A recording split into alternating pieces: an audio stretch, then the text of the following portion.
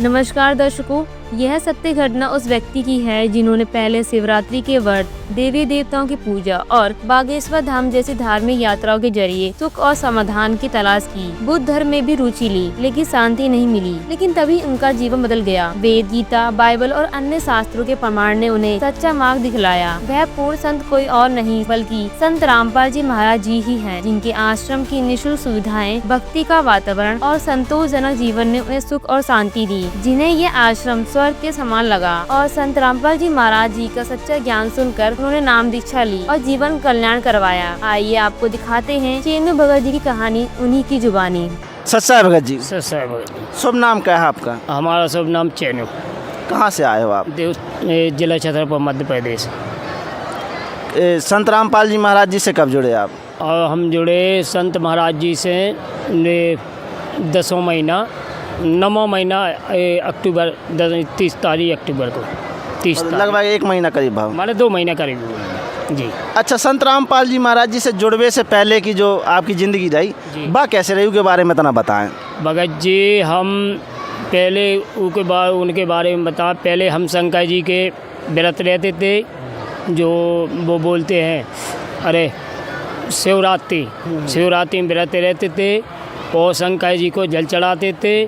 कभी कभी बड़े 4 बजे निकल जाते थे। कुछ 10-20 साल पहले खेती के काम करते थे। 10-20 साल पहले सुबह 4 बजे उठे और नहा धो कर मानो उन्हें जल चढ़ाया, फिर अपने माने खेती में लग गए। ये कहते रहे। फिर इसके बाद फिर हमने उनको छोड़ा, देवी के मंदिर गए। वहाँ भी माने सुबह 6-7 बजे जगे और जगने के बाद फिर हम वहाँ भी नहाया धोया और देवी के मंदिर गए। वहाँ से फिर हनुमान जी का मंदिर थे वहीं, तो वहाँ से उनकी भी कभी कभी व्रत रहे, माने 2-4 1 साल 1 महीने रहे। फिर इसके बाद फिर बागेश्वर गए 9-10 बार। तो एक भी माने हर मंगलवार को जाते थे, तो पैसे नहीं थे एक समय, तो हमने घर वालों से मांगे पैसे कि हमें किराया दे दो, हमें बागेश्वर जाना है। तो वे बोले कि आप कहाँ रोज़ हर मंगल को बागेश्वर जाते, कहाँ से पैसे ले आएँ। तो हमने कि ठीक है। तो फिर हमारे पास एक चांदी की जंजीर पड़ी थी, चैन पड़ी थी। हमने वो सुनार को बेच के फिर उस दिन गए। फिर हमने वहाँ वो बंद लगाया ओके मनोकामना के लिए। तो हमने कि हमारा मनोकामना पूरी हो जाएगा तो हम जो हमें पूजा इच्छा होगा या हम दान कर देंगे, भंडारा कर देंगे, कुछ भी कर देंगे। फिर इसके बाद लड़का को ने 4-5 काम इकट्ठे चलने लगे उसको। तो हमने कि हमारा एक गर्व हो गया हमें कि हमारे लड़के के वो फ़ायदा होगा, तो 10-20 हज़ार लगभग हम ये धर्म कर जाएंगे यहाँ।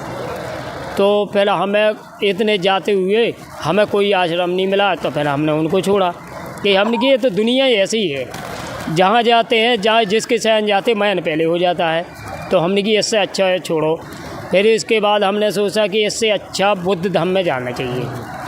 तो हमने 1 साल प्रैक्टिकल करा कि बुद्ध धर्म में जाएंगे, सो कहीं ये खेती हो जाएगा, फिर माने टाइम मिल जाएगा, सो वहाँ जाएंगे। जाते जाते हमने भंतन को नंबर लिए बुद्ध वालों को। तो हमने कि ये इस महीने में जाएंगे। फिर उसमें हमने फिर खेती के काम में लग गए। फिर इसके बाद हमने सोचा कि चलो एक समय हमें जेठ के महीने में हम समय खेती का आ रहा था। अभी की साल है 2-4 महीने आषाढ़ के महीने में। तो जेठ का 4 से 10 दिन थे। तो हमारे फ़ोन पे नेट पे वो आया रामपाल महाराज जी के सत्संग। तो रामपाल महाराज जी के सत्संग आने के बाद फिर हमने उनको समझा सुना, फिर हमने वो ग्रंथ में समझा। हमने कि ये तो सबसे अच्छी चीज़ है कि ग्रंथ में दे रहे, हर ग्रंथ में दे रहे, बाइबल में दे रहे, कुरान में दे रहे और इनमें दे रहे, ये क्या बोलते हैं, 4 वेद नहीं है, तो इन वेदों में दे रहे और गीता पुराण में दे रहे, हर चीज़ में दे रहे। तो फिर हमने कि इससे अच्छा ही है। तो मतलब संत रामपाल जी महाराज हर वेदों को खोल के दिखा रहे थे। खोल के दिखाया, उनने खोल के हमें समझाया, माने सबको समझाया। तो हमारी समझ में आई, तो हम उनके शरण में आ चुके हैं भगत जी। इस बीच में एक बहुत बड़ा सवाल खड़ा होता है, जैसे कि आप पहले दुर्गा जी की पूजा करते थे, शंकर जी की पूजा करते थे, फिर बुद्ध धर्म में भी गए, बागेश्वर धाम भी गए, कई जगह गए, और इसी बीच में अब संत रामपाल जी महाराज जी से आप जुड़ चुके हैं, महाराज जी से कनेक्शन हो गया। कनेक्शन हो गया है। तो ऐसा तो नहीं है यहाँ आकर फिर आप चले जाएंगे? नहीं महाराज, यहाँ की सुविधा और वहाँ में क्या फ़र्क आपको नज़र आ रहा है? ये है हमारे प्राण चले जाएंगे। ये गली सीधी रखी तो गली सीधी जाएंगे। ये हमारा माने ये चैलेंज है। ऐसा क्यों? ऐसा हमें सुख शांति मिली हुई है जी, इसमें सुख शांति मिली है, इसमें माने हर प्रक्रिया बताई गई। तो महाराज जी भगत जी हम इसलिए उनके शरण में आ गए। आपको 2 महीने जुड़े हुए हैं, 2 महीने में आपको किस प्रकार की सुख शांति मिली? हमें सुख शांति ऐसी मिली हुई है कि हमें अभाव से हम बोलते हैं, सभी को हमें अभाव से बोलते हैं, माने ज्ञान चर्चा होती है, माने किसी से कोई लोग हमारे यहाँ ऐसे जुड़ जाते हैं तो वो ज्ञान की बात कहते हैं, तो हम भी ज्ञान की उसी में हल्की फल्की ध्यान होता है, तो हम भी हल्की फल्की बात कहते हैं, तो उनकी समझ में आती कि सबसे सच्चा धर्म ये है। आप इस आश्रम में पहली बार आए हैं या इससे पहले भी? जी पहली बार आए, पहली बार आए। हम आपसे जानना चाहेंगे कि इस आश्रम में आप आए हैं और आपकी उम्र काफ़ी है, आप इससे पहले और भी कई आश्रमों में गए होंगे, कई जगह नहीं गए?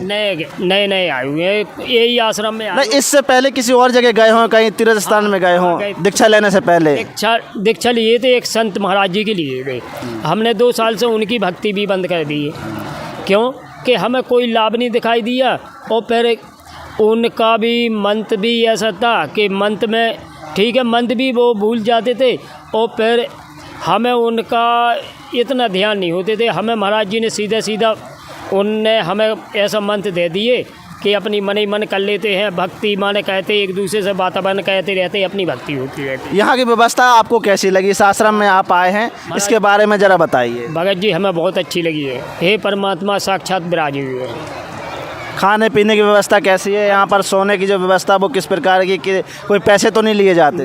नहीं भगत जी, कोई पैसे नहीं लिए जाते। हमें इतनी व्यवस्था तो हमें कहीं दिखाई नहीं दी है जैसी यहाँ की। हमें तो स्वर्ग मिल गया भगत जी, ये हमारा माने स्वर्ग ही है जैसे जी। खाने पीने की और लेटने की जो व्यवस्था है, इसके बारे में ज़रा बताइए। सब भगत जी, हमें गद्दा और रजाई और खाने पीने के भंडारा, चाय नाश्ता, जितनी टाइम हमें माने भूख लगे तो हम भंडारा भी ले सकते हैं। परमात्मा ने हमें हर चीज़ की सुविधा दी है। मतलब ऐसा तो नहीं है कि भंडारा सिर्फ 2 बार मिलेगा या चाय सिर्फ 3 बार मिलेगी दिन में?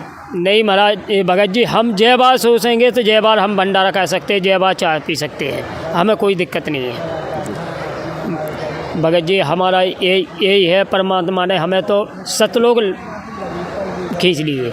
हम आज भी कुछ लोग ऐसे हैं जो संत रामपाल जी महाराज जी का ज्ञान सुनते हैं, मगर निंदा भी कुछ लोग करते हैं। तो जो निंदा करते हैं उन लोगों को क्या कहना चाहेंगे आप? महाराज जी भगत जी निंदा कहते हैं तो वो अपने लिए कहते हैं, हमारे लिए तो कोई निंदा नहीं है परमात्मा की, वो अपने लिए कहते हैं। जो निंदा है हमारे लिए सुख शाम धाम है, वो निंदा करेंगे वो अपने लिए करेंगे, और कोई कभी समझ में आ जाएगा वो भी आ जाएंगे जी। बहुत बहुत धन्यवाद भगत जी। इस वीडियो को देखने के बाद आपकी क्या राय है, कमेंट में जरूर बताएं। ऐसी ही और वीडियो देखने के लिए हमारे चैनल को सब्सक्राइब करें और वीडियो को ज़्यादा से ज़्यादा शेयर करें। धन्यवाद।